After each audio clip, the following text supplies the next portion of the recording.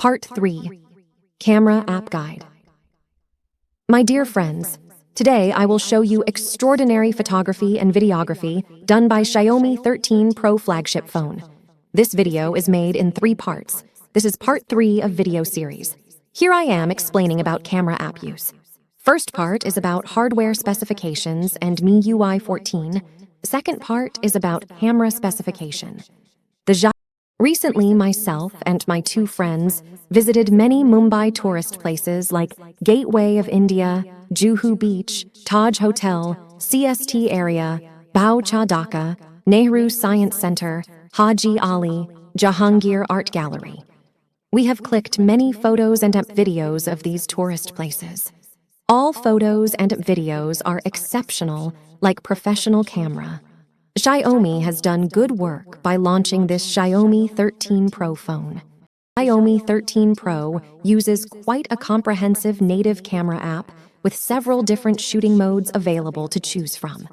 To start with, I would like to inform you that the Xiaomi 13 Pro camera app is a feature-packed application that offers a wide range of photography options.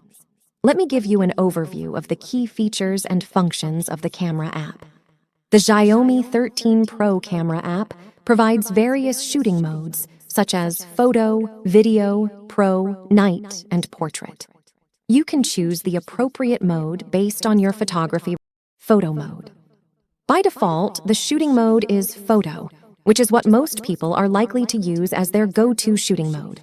Here, you can access the 3 different lenses, marked 1x, 0.6x, 3.2x, as well as 4th 2x option, which is a digital zoom using the 1x lens. Further digital zooming up to 70x is also available by pinching on the screen. In this mode, you can opt to switch on HDR shooting, a flash and AI modes, the latter of which adjusts settings based on what the camera thinks it's looking at. You can also change options such as timer, aspect ratio, and switching on grid lines for composition. Other settings are automatic, such as if you move close to a subject, the wide-angle 5 cm close focusing will kick in, and if there's not much light, the automatic night mode will activate. There's an interesting option to switch between Leica Vibrant and Leica Authentic colors too. The former is the default option and gives image colors a slight boost in saturation and contrast. For colors and contrast, that depends on which default color profile you use. Xiaomi offers both Leica Authentic and Leica Vibrant option, and, as you'd suspect, the former produces images with slightly muted, realistic colors and less contrast, where the Vibrant option cranks it up slightly, making colors more saturated and contrast higher for more visual impact. Regardless of which one you choose, you'll never get colors pushing too far into the realm of oversaturation. The detail and texture remain clear and clean. The photo mode defaults to Leica Vibrant mode with AI turned off. It offers more vivid photos with vibrant colors, higher contrast, and a somewhat more processed look. These photos look livelier on both small and big screens. The Leica Authentic mode saves color-accurate photos with a slight dynamic range boost and a less processed look. The Authentic Leica look also brings a vignetting effect, which may not be everyone's cup of tea. We are glad the Authentic mode is present on the Xiaomi 13 Pro, and we can see why many people would prefer it over the Vibrant. Stylistically, it creates moodier photos, colors, and increases the dynamic range of the luminance component from the current 100 CDM2 to thousands of CDM2. This results in video quality that more closely matches real life with richer colors, brighter highlights, and darker shadows. Pro mode. To access the Pro mode on the Xiaomi 13 Pro camera, please follow these steps. Open the camera app on your Xiaomi 13 Pro smartphone. Swipe left or right to switch to the Pro mode. In Pro mode, you will have access to manual settings such as ISO, shutter speed, white balance, and exposure compensation. To adjust the ISO, tap on the ISO icon and slide your finger up or down to increase or decrease the sensitivity of the camera sensor. To change the shutter speed, tap on the shutter speed icon and use the slider to manually select the desired exposure time. For white balance adjustment, tap on the white balance icon and choose the appropriate settings based on the lighting conditions. Lastly, you can use the exposure compensation slider to adjust the overall exposure of the image. Remember to experiment with different settings to achieve the desired outcome. There's a nicely capable Pro mode where you can tweak the shooting parameters yourself. You get to pick one of 4 white balance presets or dial in the light temperature with a slider. There's a manual focusing slider with peaking as an option, and shutter speed and ISO control with ranges depending on which camera you're using. Yes, you can access each of the 3 cams. If you head to the Pro mode, you'll be able to select a number of different shooting parameters, including white balance, focus, shutter speed, ISO, and exposure compensation. You can also shoot with any of the 3 lenses, and you can also shoot in RAW, DNG format.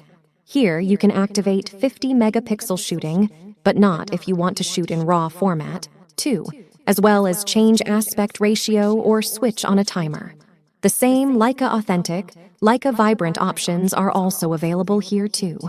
The Pro mode allows you to have more control over the camera settings, including ISO, shutter speed, white balance, and exposure compensation. This mode is ideal for advanced users who want to have more creative control over their shots. In addition to the Pro mode, you can manually adjust exposure and white balance settings even in other shooting modes. This allows you to fine-tune the exposure and color temperature to suit your preferences.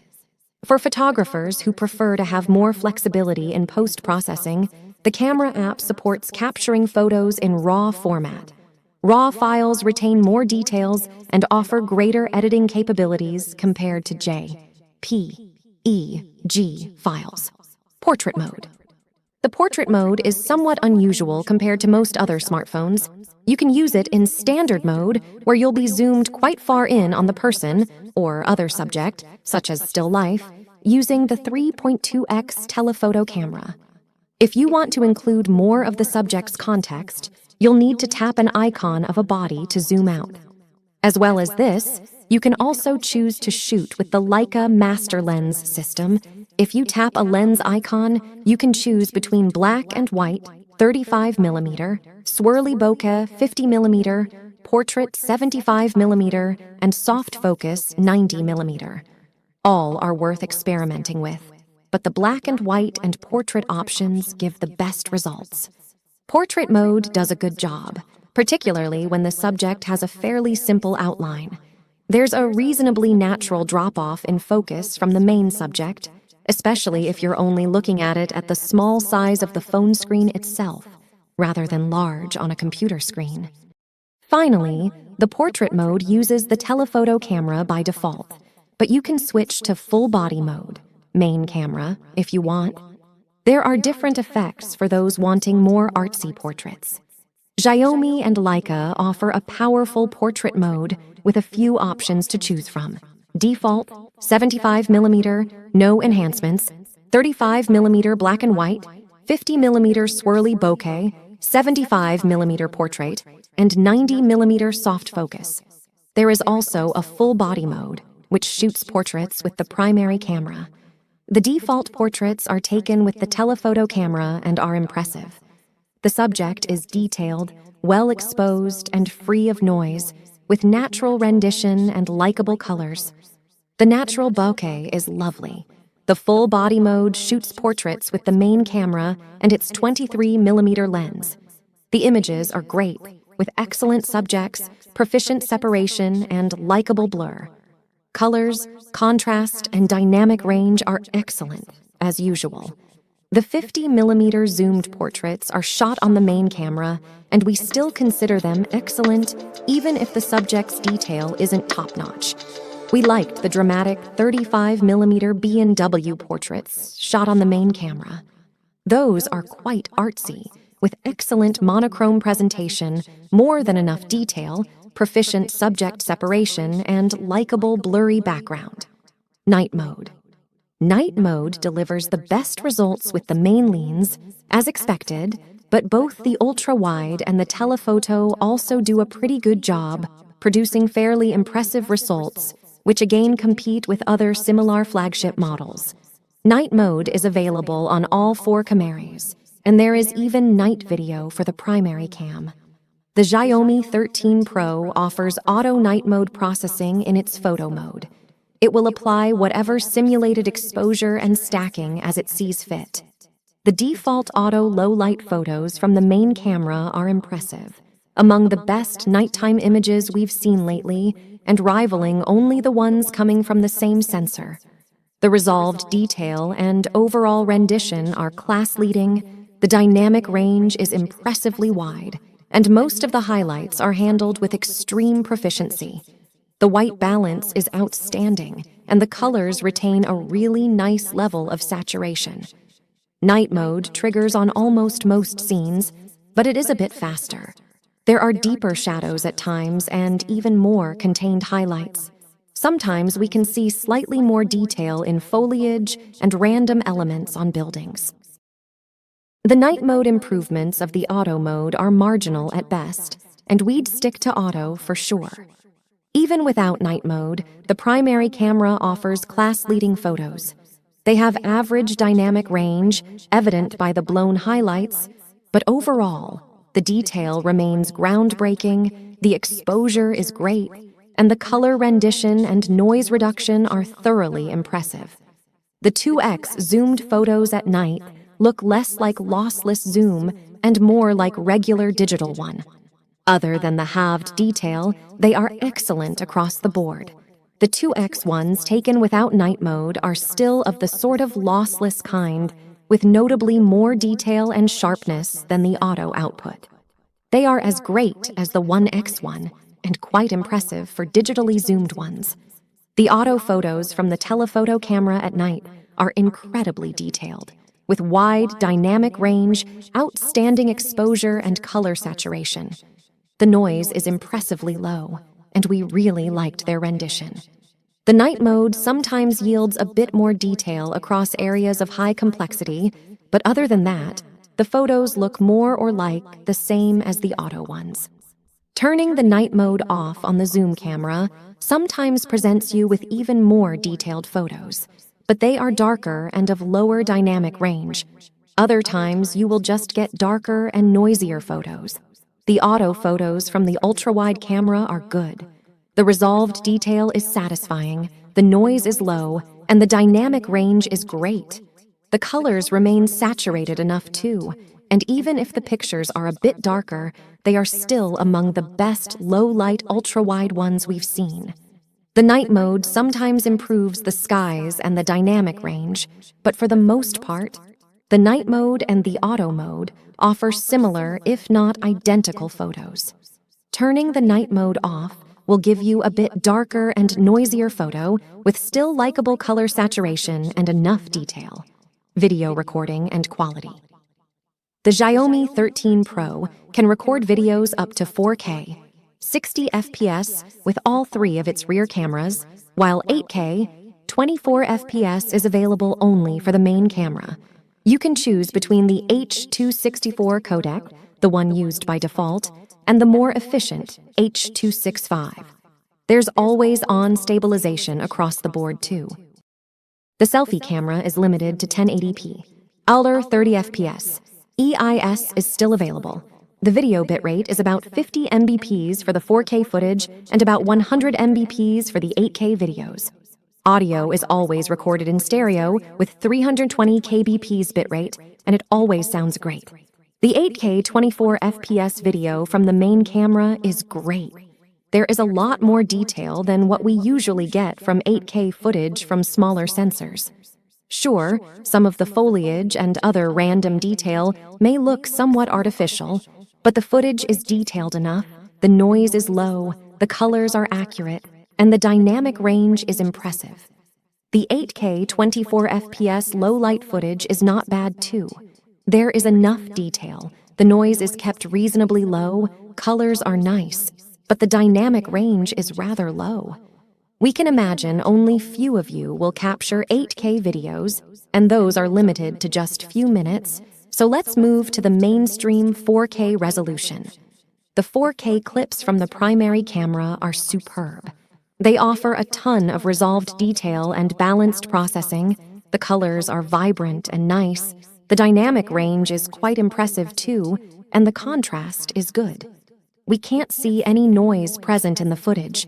The 4K low-light videos present enough detail and good color saturation, and the noise is kept low enough. The videos are somewhat darker than we expected and have a low dynamic range. The main camera also offers night mode 4K video capturing, which greatly improves the exposure and the dynamic range. The colors get a noticeable saturation boost too. These perks are at the expense of a slight drop in the sharpness and contrast. The 2x zoomed clips in both daylight and low-light conditions are just cropped and upscaled from the regular videos, meaning their detail is halved. The telephoto camera captures superb 4K videos with plenty of detail, accurate colors, wide dynamic range, and well-handled noise. The contrast could have been a bit higher, but even as it is, the footage is great. The 4K low-light videos from the telephoto camera are quite useful. As we said, stabilization is available across all cameras, though the telephoto one relies only on optical one and doesn't use electronic stabilization. The primary and the ultra-wide cameras record well-stabilized videos, and we have no complaints at all. Camera app options. At the far end of the viewfinder, you have a flash mode switch, an HDR switch, and the AI toggle. There's also the hamburger menu, which contains additional options like aspect ratio, self-timer, and grid lines. The super macro switch is here, plus the shortcut to the settings. You won't find an option to set the output resolution for any of the cameras. Not that we particularly care. Besides the 50 megapixel mode that outputs at full resolution. HDR mode. The camera app supports HDR, high dynamic range, mode, which helps in capturing photos with better dynamic range and detail in both bright and dark areas. This mode is useful for scenes with high contrast lighting conditions. HDR offers a wider range of colors and increases the dynamic range of the luminance component, from the current 100 CD meter square to 1000s of CD meter square. This results in video quality that more closely matches real life with richer colors, brighter highlights, and darker shadows. AI setting. There is an AI toggle. It usually increases contrast and saturation depending on the scene. The camera app utilizes artificial intelligence to automatically optimize your photos and videos. It can intelligently detect scenes and subjects to apply the suitable settings and enhancements for a better-looking result. The AI setting for blue skies goes even wilder, so we'd advise using that with caution. Better news is that colors seem to be well matched between the 3 different lenses, so if you shoot the same scene from a variety of vantage points, you should find that the results are fairly uniform. Zoom. On the near end, you have the camera zoom switch that operates in one of 2 fashions. The first one is simply tapping on one of the 4 dots that represent the ultra-wide, 0.6x, primary, 1x, primary, 2x digital zoom, and telephoto, 3.2x optical zoom options. Or you can tap on the active magnification and reveal even more zoom modes, 2x, 10x, and 70x.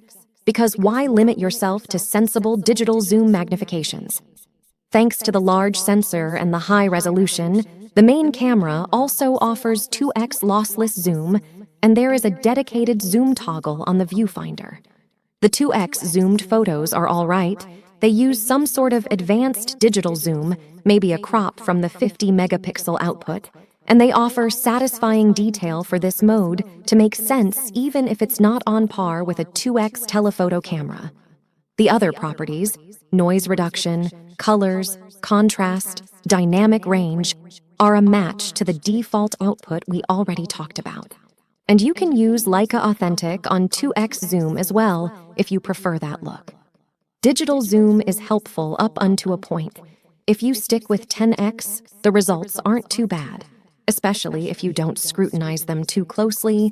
But if you start moving into 30, 40, or even 70x, you'll be left with blurry and unusable images, so it's best to avoid.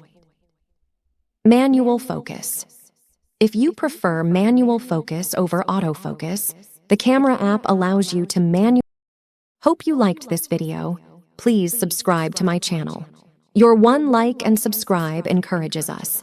If you keep us going, we will get inspiration to make new videos. Jai Hind, Namaste, see you soon with some new unique videos. Video recording and editing by my lovely daughter, Dr. Mansi Ambal Wade, MBBS.